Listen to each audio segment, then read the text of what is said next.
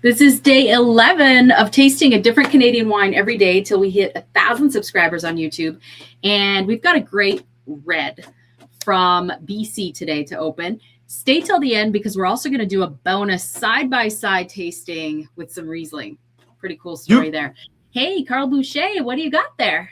You got that right, Mira. It's going to be an interesting episode here. So we have Painted Rock from the Skaha Bench in the Okanagan Valley. This is the Red Icon, their flagship wine from the 2021 vintage. A wine that I gave couple years ago, 93 points. So let's review that. It's going to be an absolute blast. Red Icon is known to be one of the very, very top producer, not only in the Okanagan, not only in BC, but in Canada. They won some major international award. I believe 2017, one of the top 10 wine by wine enthusiasts. I mean, this is a very highly regarded winery, highly anticipated releases every single year. This one of their Cap Sauv made my top 10 wine of the year a couple years ago. So John Skinner and the Skinner family are the owner of the winery. And I mean, on a yearly basis, every time that Painted Rock release their new vintages, it's always a big happening. So now we're going to review the Merlot base Red Icon. And I don't know if you notice, I have a little something here in my bottle, which is a Vino, to my opinion, one of the very best wine tool on the market. It decants my wine one sip at a time. So because this is a big wine, it's a big meritage blend, and Painted Rock build their wine to last for a very long time. So instead of decanting my wine every time, we taste so many wines during a week. I don't have enough decanter. So I use the Vino, filter the wine, aerate the wine. So it's perfect. So let's get it a go here. I love that tool. And we're going to do a nice pour here. We're going to pour a nice one for Mira as well. Hope Thank you. she's going to be able to come and get a Red Icon. So Painted Rock, Mira, your wine is right here for you. So Painted Rock, located on the Skaha Bench, so west facing slope vineyard of 56 acres. Started in 2004. John Skinner from Vancouver was looking for the very perfect site. There you go. Cheers. Woohoo. You got that nose? Yo. Boom! A big boy meritage here. So Scott and John Skinner, and I would say probably back in the late 90s, it took him a while to find the very perfect site. And looking across the Okanagan, north to south, east, west, everywhere, he got his eyes on a 56-acre piece of land. You have a fan in your office or what? I think it's my laptop. There you go. Must be warm. And yeah, so at that point, when John found that piece of land on the Skaha Bench, it was the largest apricot farm in the British Commonwealth. So he found that piece of land, brought some experts, some soil expert like Pedro Perez to analyze the whole thing, what he got, because he was hoping that site, he thought that site was the absolute perfect site to plant the 5 Bordeaux grapes he had in mind. He wanted to make some big meritage. He believed that site will produce the absolute best Cap Sauv, Merlot, Cap Franc, Petit Verdot, and Malbec. Yes, Petit Verdot in the central Okanagan at that time was not, no one believed that Petit Verdot would do well there. And just wink, wink here, there's a nice healthy 8% of Petit Verdot in there, 12% Malbec, 12% Cap Sauv, Cap Franc, and leaded by Merlot, which is Probably, to my opinion, the very best grape varietal in the central Okanagan. And that side, sun-drenched vineyard, really hot site. Oh yeah, we have a ton of pictures at Painted Rock. Every time we go there, it's such an incredible site. The Hog Vineyard, they call it, 56 acres. And yeah, I mean, year in and Spectacular year. views. Oh yeah, absolutely. What is your favorite wine from Painted Rock, Mira? Oh, I love all their reds. I mean, you know me, I like a nice red in the middle of summer, in the middle of winter, whatever it is. So this one that's in the picture, the Syrah Cab Sauv, is extremely unique. I really like that. But the red icon, I mean, it's like such a classic. It's part of what helped put BC wine on the map. Like John Skinner did so much work behind the scenes to bring BC wines into and his wines, but also other wineries. Like he was very collaborative in this, into like Michelin star restaurants. He was constantly going on trips, you know, to introduce these wines to people in Shanghai, in London, and New York, you know, and it's Oh, he's sure. a heavy part of the Team Canada who goes regularly to the Canada House in London. He's built some great relationship out there, and yeah, just like you mentioned, the Somme in London really like Painted Rock wine. He's in some of the very top restaurants like the Palm 67 restaurant and Pall other Mall. really It's the 67 Palm Pall Mall Mall. It's a really 67. cool kind of You got that a right. wine club, like a private wine club, isn't it? Yeah. Yeah. So anyway, so that yeah, he's very influential in the whole spectrum of the Canadian wine. I mean, his portfolio speaks for itself. For me, obviously, yes. Red Icon is one of the very top Meritage year in and year out. I'm a big Okay. fan of his Cabernet Sauvignon as well. And his Syrah turns a lot of heads. Or Syrah is really popular among their wine club members. Uh, you have a nice block of Chardonnay as well. He makes his Chardonnay big and bold. This is the personality of the portfolio, right? And so 2021, the year of the heat dome here in British Columbia. So what do I mean by the heat dome is we're used to every year to have some very warm, hot weather here in the Okanagan. Um, some like 35, 40, 42 degrees. We're used to that. It's not surprise. But what happened in 2021, we had weather up to 50 degrees. But the problem was we had a long period of extreme heat in June, and we usually never get that. The grapes were not even in Verizon yet, so the vineyard was still in flower. So that's something that we had never experienced before. Such a long stretch of very high temperature that early in the growing season. So that caught the growers, the viticulturists, the winery owner, the whole world, the whole agricultural world of the Okanagan, not only wineries or grape growing business, but the entire agriculture business. So it was a really challenging and for some like very an uncertain vintage. Now we see a lot of wine with higher alcohol level, and this is the point about he had 14.6 with the 21 Painted Rock. My opinion that 14.6% of alcohol is very well integrated in Oh, yeah. the personality of the wine. The oak doesn't stick out. It's not like if it's inappropriate. The alcohol, I mean, very well integrated with the oak profile. Like I mentioned earlier, 42% Merlot. So this wine is a Merlot dominant. Cap Franc at 16%, Cap Sauv at 12%, also as Malbec, and a healthy 8% of Petit Verdot. Um, let's get into the flavor profile here, or the aromas of that wine.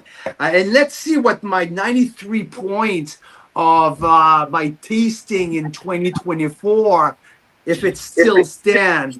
Well, Because let's yeah. keep in mind, Why don't you- it's a $80 wine, right? So if it's a $80 wine, that wine better be good, right? Good I've thing is really you know been, it is.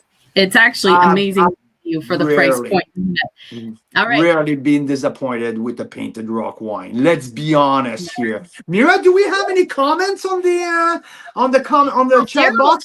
Daryl's excited. He loves the red icon, and so do I. Hey, I got to tell you guys something. We had a super mild winter in the Okanagan this year. We had one incident of snowfall where we are in the middle here in Summerland.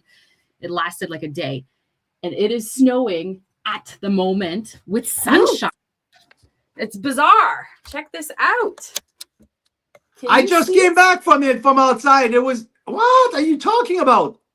Yeah, it's snowing. It's kind of like sleet snowing with sunshine. So there you go. Interesting winter we've had here. We really got to keep our fingers crossed in the Okanagan that there's no big deep freeze, because the vines have not shut down over this winter.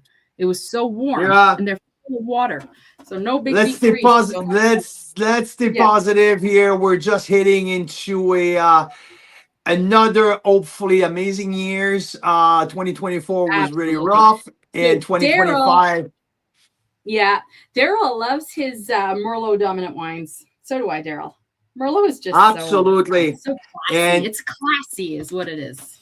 that west facing slope vineyard from the red icon, it's the same side of the valley as the Naramata Bench. So they got the sun, the hot temperature of the afternoon and late afternoon, which helped to ripen the Merlot, the Cab Sauv, the Malbec, the Syrah, and the Petit Verdot. All of these grape varietals were planted at the Hog Vineyard at Painted Rock, and that slope inclination, which is perfect for the type of varietals they have planted there, for the drainage as well, and don't forget, the presence of the Skaha Lake right at the cliff also helped moderate some of the weather events. So if there's extreme cold, extreme heat, that lake Skaha is not the Okanagan Lake, not as deep, not as big, but still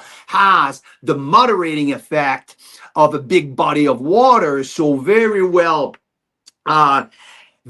situated, very well located for Painted Rock. So you guys see where it says Central Okanagan there? That's the little lake that we're talking about, Skaha Lake. And right where it's yellow there, that is the side where Painted Rock is on. It's the Skaha Bench. All right, so tell us last thoughts on this wine. And then real quick, I'm going to give you like a timer almost. You're going to tell us what you perceive as different or the same between two Rieslings from the same vineyard in Niagara, but made by totally different winemakers in different vintages. So yeah, let's do that. Okay, so let's review aromas and flavor profile. I have to mention as well about the Painted Rock that John Skinner surrounded himself with some of the very top consultants around the world when he started Painted Rock. And as a consultant, he brought in Alain Soutre. And Alain Soutre is a very known consultant across France, in Bordeaux, especially, so knows all of these grape varietals. So, and Alain's still involved at the winery full time, helping Gabriel Rice, which is a local winemaker who study at the Okanagan College. And so Alain Soutre, one of the top consultants from around the world, has been involved with Painted Rock since the very beginning. Very important fact to mention. Now, aromas of dark fruit, lots of dark fruit. I would say black currant, cassis, black cherry, graphite from the Cab Sauv, stands out as well. Dark cocoa, smokiness in the sense that like that Petit Verdot, um, like charcoal-like torrefaction, I'll call it. So beautiful nose, announcing a big bold wine with dark fruit, chewy tobacco as well. Yeah, very classic bold meritage.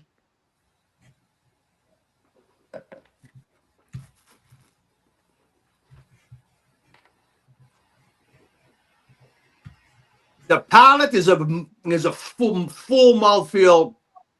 Yes, you get oak profile, you got vanilla, and the forefront you got the tannin. I mean, that wine is not necessarily ready to drink now. I would say another 3 years before that wine absolutely enter in this prime window of drinkability. But I mean, this is not offensive. If you like your wine a little tighter, a little bit more energetic, and you like the tannin, just like I do, this wine is really cool, really, really good, very good length. I like, first and foremost, the texture. I'm a sucker for a good textural wine.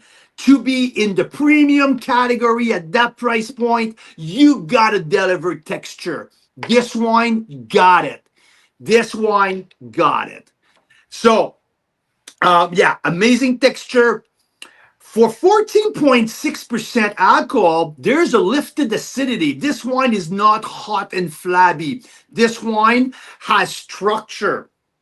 I got a little bit of that florality from the Petit Verdot, the chocolate part from the Merlot, definitely. A little bit also of the Black Forest cake coming from the Cap Franc. Nice lingering spice coming from the barrel and from the grape varieties, like that white and black pepper from the Franc, that charcoal-like minerality from the Cab Sauv. I got that well surfing all together on the finish. I love the finish. Finish is one of, there's a couple highlight on that wine for me. Long lingering finish, beautiful texture, and substantial mid palate. This is not a weak wine. This is not a wine for wimp. This is a wine for big bowl wine drinker. I love the mid palate. Not heavy though. Very well structured. 93 points on release. I stand with that score. There's other critic who gave 96 points to that wine. John Schreiner went banana on that wine. Gave it 96 points. And yeah, no, I really enjoyed that. This, Great like wine. I mentioned, hey? It's a great wine. It's really nice. Oh, it is. It is. Like for big, bold wine drinker, bam. $80. It's not a cheap wine, but it's not overpriced. That is the important thing to keep in mind with that wine. Pricey, but worth it. So yeah. So if you have a chance to tap on the Painted Rock portfolio, Red Icon, this is their flagship wine. It's also worth looking for their Cab Sauv, their Syrah. Sommeliers in Europe really, really like their Cap Franc as well. So amazing portfolio at Painted Rock. So John Skinner, Lauren Skinner, the Skinner family, and the whole team at Painted Rock. Beautiful spot on the Skaha bench. So yeah, there is for our daily spot here for our different Canadian wines every day until we hit 1,000 subscribers. So if you enjoy these reviews, hit the bell below, subscribe, hit the notification, join us every day at around 4 o'clock. We're here tasting a different wines every day. So saying that, I'm going to move that away. And we tasted that wine, I can't remember exactly on which day, but like a couple days ago. A few days ago. It's the Horseshoe Cellar, the Kelson Block 2024 vintage from the Grimsby Hillside. Now, why I'm bringing that wine back? It's because I realized that in our cellar, we had Fogelar Riesling Oh, also. I found it in the snow yesterday. It was a wild Yeah, form. Mira found that in the snow. Yeah. I loved it. I loved it so much. And now, what we real They're both from the Grimsby Hillside Vineyard, which is in what appellation there? What's the, let's see, this is Niagara. Lincoln Lake Shore appellation. So the closest from Yeah, so the you see in lake. the middle there, under where it says Lincoln, it says Grimsby. So that's the town of Grimsby. So I assume Grimsby Hillside is right near there. Yeah, it's in the Lincoln Lake Shore, right on the foothill of the escarpment. So amazing drainage, all of the minerality, all of these good things coming down with the irrigation, coming down from the escarpment, coming on the foothill. So this Grimsby Hillside is so full of sorry, so full of nutrients, so full of amazing minerality. And the family who owns that Grimsby Hillside and tender this vineyard is one of the most known in terms of viticulture in Niagara. One of the most awarded vineyard, one of the most looked after vineyard in the entire country. To put in perspective, we love Leaning Post Winery, which is right across the highway from 800 meters from the Grimsby Hillside Vineyard. So the Senchuk Vineyard that we think the world of, which should produce some of the very best Chardonnays and Pinot Noir in Canada, right? 800 meters from Grimsby Hillside. So now I love doing that, a little side by side from the same plot of land, okay? Different vintage though, and also different producers.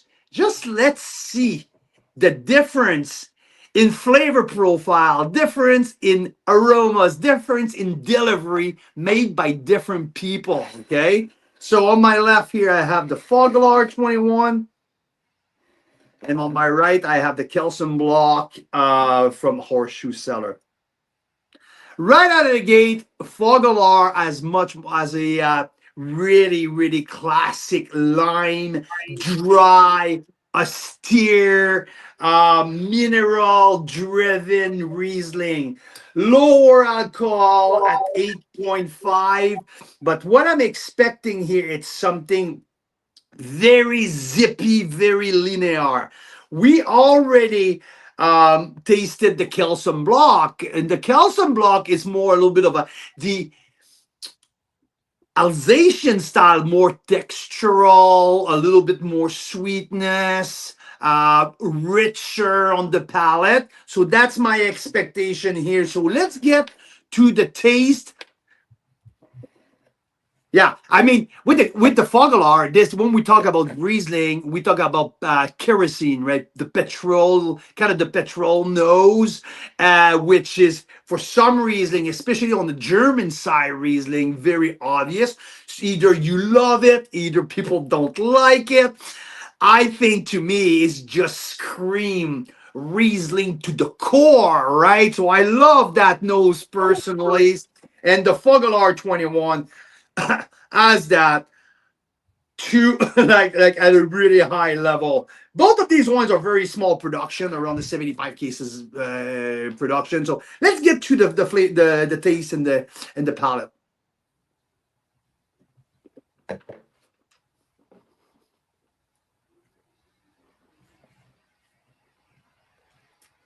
See, I'm surprised with the Fogelar. There's that very limey, lemony, straightforward nose, and you get to the palate, and you totally get more sweetness. The RS, I don't have any technical data for the 21 Fogelar, but oh, you realize there's some residual sugar. So it's very interesting. So what I was expecting and what I get, very different. And so now getting closer to the what I got from the Kelson Block from Horseshoe Cellar. Those are completely different. More apricot, honeydew, honeyed fruit, white flour. That's much more what I got with the horseshoe cellar. Mm.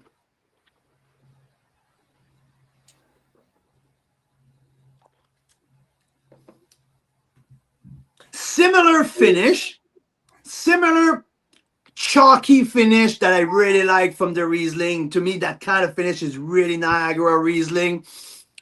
The mid palate is a little fuller with the Kelson block with the horseshoe cellar.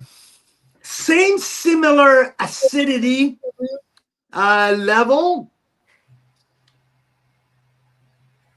It's very interesting because the deliveries are very different and similar at the same time. Do I make any sense when I say that, Mira? They're different but similar at the same time. You can tell they're related, and more so Yeah, than just being the same variety, right? Yeah, it's so yeah, exciting. Whenever we do those kinds of tastings side by side from the same vineyard, different winemaker, different vintage, there's still that like certain characteristics that are so similar because it is the same soil and the same site. So that's what I love about wine. and I really get the sight on the finish.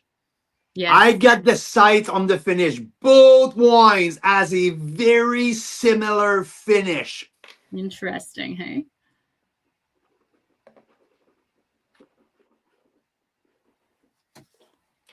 There's the thing also who stands out is the 3 years difference.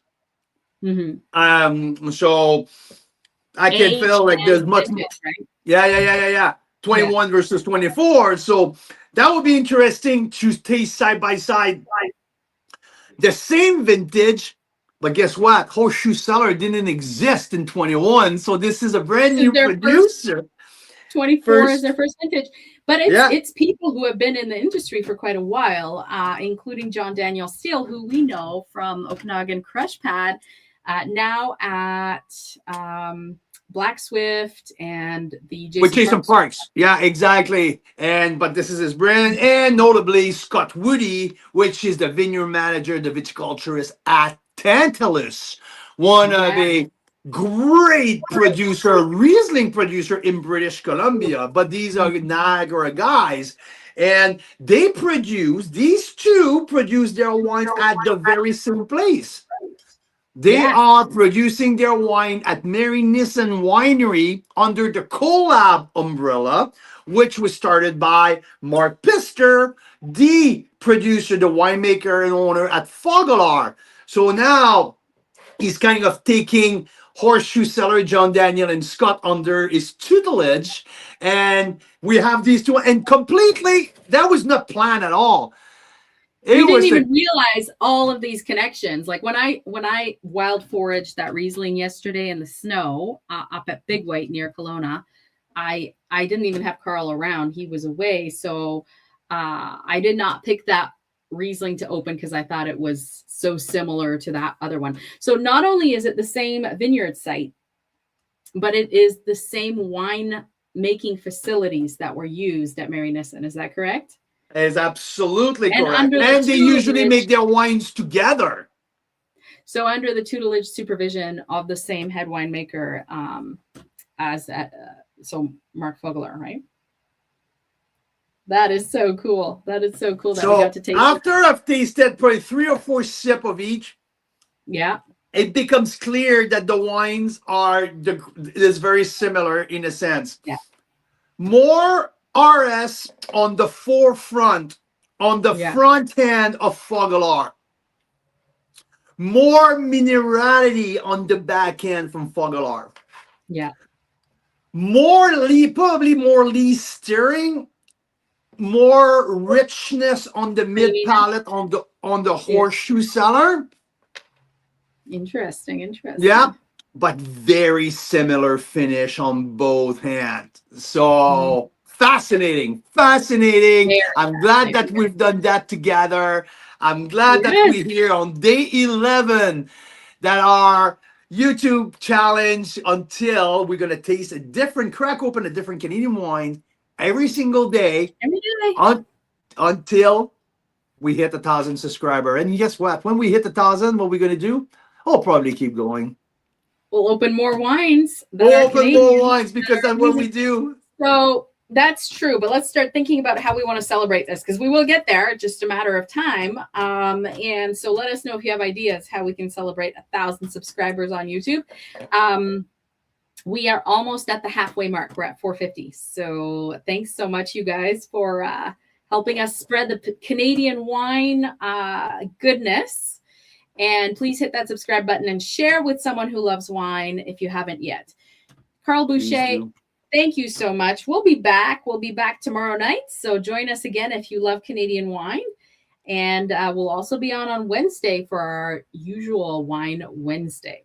We're going to taste some Mary Nissen wine on Wednesday because we're going to have a lot open. So here you go. That's a hint. That means that's coming up in the club.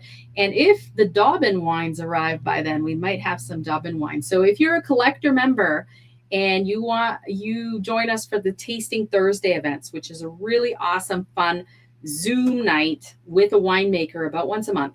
We're doing our next one on May 26th. It's with Dobbin Estate with Peter Gamble, who is like the top wine consultant in Canada.